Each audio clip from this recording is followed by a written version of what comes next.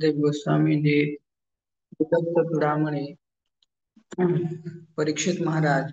को विष्णुराट बोली कहा जाए तो 7 दिन धरिकी गंगा नदी कूल श्रीमद् भागवतम को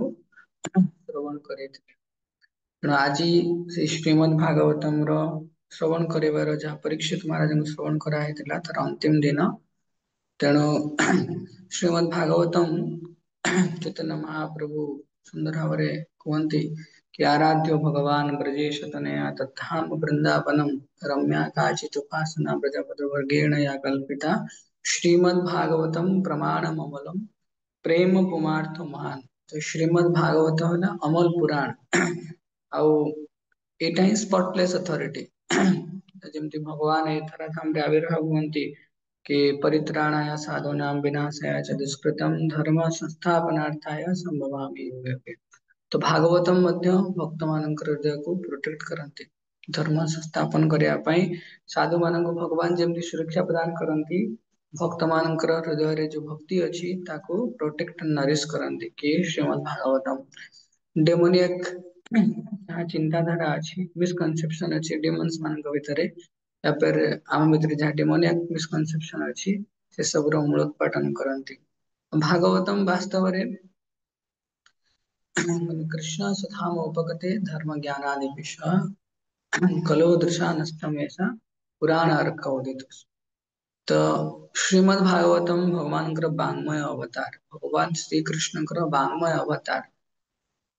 वस्तुतः या भगवान समस्त अवतार सार कहीं श्रीमद् भागवतम रे भगवान समस्त अवतार वर्णन कराए भक्तिर जो प्रमुख 5टी अंग साधु संग नाम कीर्तन भागवत श्रवण मथुरावास और श्रीमूर्ति श्रद्धा सेवन ये समस्त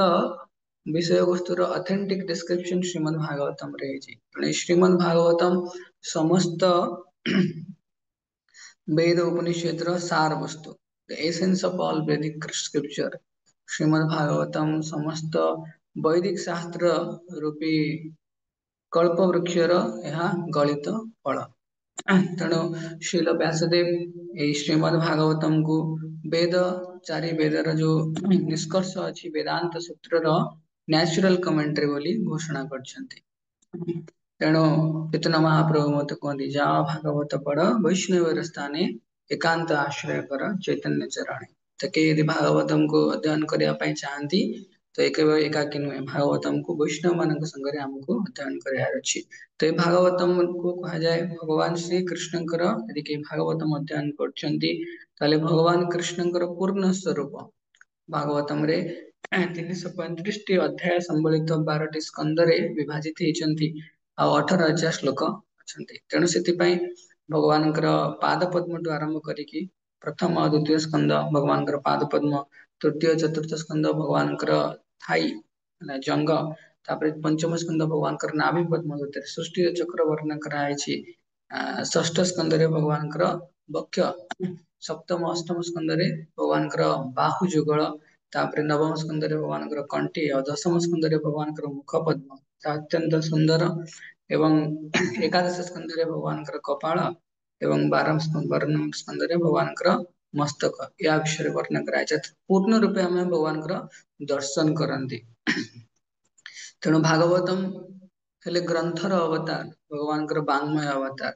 चैतन्य चैतन्य कह जाए कृष्ण तुल्य भागवत विभु सर्वाश्रय प्रति श्लोके प्रतीक्षरे नाना अर्थ कह। तो भगवान आ भागवत यहाँ मध्य कौन सी अंतर नहीं कृष्ण तुल्य एज इक्वल्स टू कृष्ण विभु सर्वाश्रय प्रति श्लोक भागवतम प्रति श्लोक प्रति अर्थ रे नाना अर्थ कहे नाना अर्थ कह अर्थ अच्छी तो बहुत रिलीज करने बहुत किसी अच्छी भागवतम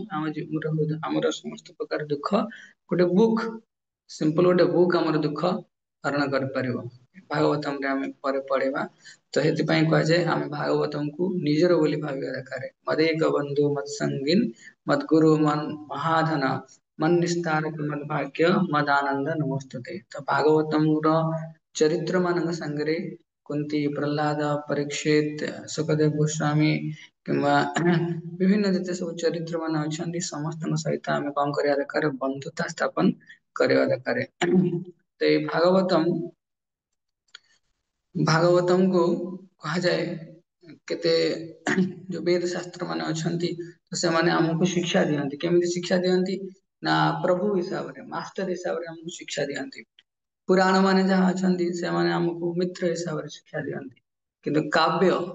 काव्य माने पोएट्स से हमको प्रिय प्रिय हिसाब रे शिक्षा दियंती किंतु भागवतम से ग्रंथ जे हमको प्रभु मित्र एवं प्रिय हिसाब रे हमको शिक्षा दियंती तेणु भागवतम को चारिटी जिनिस सहित कंपेयर कराଯାଇଛି तो आम ए भागवतम गुण कीर्तन बेसी श्रवण करवानी तो संध्या बेले समय मु कहबिनी अन्य कौन से डिवोटी को कहबी आज शेयर करेंगे भागवतम गुण कीर्तन तो लास्ट भागवतम को लैंप सहित तुलना कराଯାଇଛି लैंप कहीं कहीं भगवद गीता पढ़ुचे अध्यात्म दीपम अति तीर्थतांत बंधम यह गोटे जीवर घन अंधकार संबलित होता हृदय अंधकार को नष्ट करती भागवतम इज ए लैंप तापरे भागवतम इज ए सन कहीं पुराण अर्क उदित कहीं केवल गोटे व्यक्ति नुहे सारा संसार समस्त जीवन हृदय अंधकार को भागवतम दूर करे तो Bhagavatam is compare to lamp sun lamp तापरे sun also Bhagavatam is compare to the fruit कहीं ना ए सर्व वेदांत सार श्रीमद् भागवतम समस्त वैदिक शास्त्र रूपी कल्प वृक्षर गलित फल हाँ गलित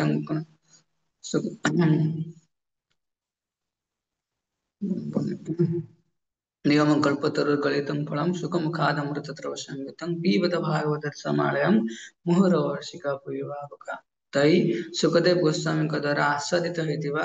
एई गलित फल जहाँ अत्यंत आस्वादनीय हो जाए कहीं ना तुरंत जीवर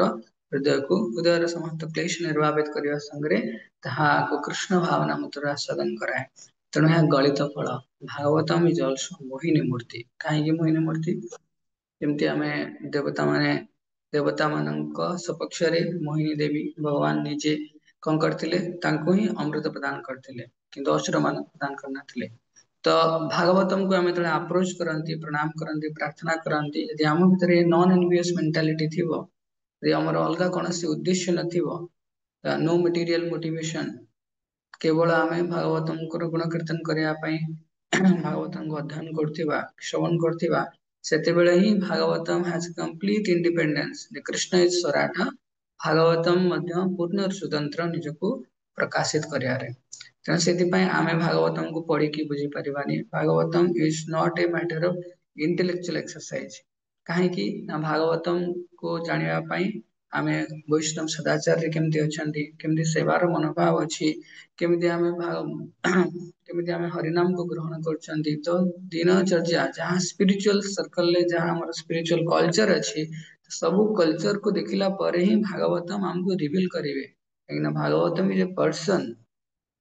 भागवतम केवल पर्सन भागवतम बुक भागवतम भगवान टू भिन्न नुहंती ସେଥିପାଇଁ भागवतम इज मोहिनी मूर्ति ये Bhagavatam only reveals to non envious pure hearted devotee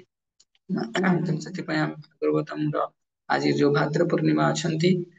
विभिन्न गुण कीर्तन विभिन्न भागवतम दान प्रतिदान इत्यादि करा जाए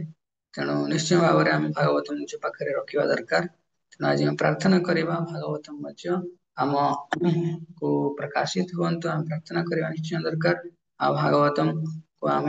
आम हृदय धारण करूँ सनातन गोस्वामी वृंदावन परिक्रमा कर गोवर्धन परिक्रमा करने समय कहते कि कि भागवतम भागवतम कौन कहते कि मु तो 18,000 श्लोक मन रखी पारि किंतु आपण कृपा करके मोर हृदय स्थापित हेले मु जिते गोवर्धन परिक्रमा करी से आपको गान कर असाधु साधिता दायीन अति निश्चोच तारक हान मुंच कदाचिन्मा कृतकंठ स्फुरय तो कहते ये असाधु व्यक्ति को साधुता दायन बहुत उच्च निच मान उच्च स्तर को हमको नहीं पारे भागवतम को चरण कमल हम निश्चय प्रार्थना करवा हे कृष्ण तुल्य भागवत आम समस्त कृपा करंतु आपण प्रति मोर सद्भावना नो आम सुंदर भाव आपण को ग्रहण कर हरे कृष्ण श्रील प्रभुपाद की जय वैष्णव प्रणाम मंत्र वैष्णव माने वंशा कल्पतरुष सदृश क्षमाशील दयार सागर पतित जीवन करो उद्धार करी दैनंदिन जीवन रे ज्ञात वाक्य सररे यदि कौन साधु गुरु वैष्णव निकटर अपराध होता है प्रथम मुहूर्त चरण कमल देखा प्रथम वंशाकल्पतरुर्भ्यश्च कृपा सिन्धुभ्येव च पतितानां पावनेभ्यो वैष्णवेभ्यो नमो। अनंत कोटि वैष्णव की जय, जगत गुरु श्रील प्रभुपाद की जय, ग्रंथ भागवतम की जय, मात्र पुण्य की जय। हरे कृष्ण।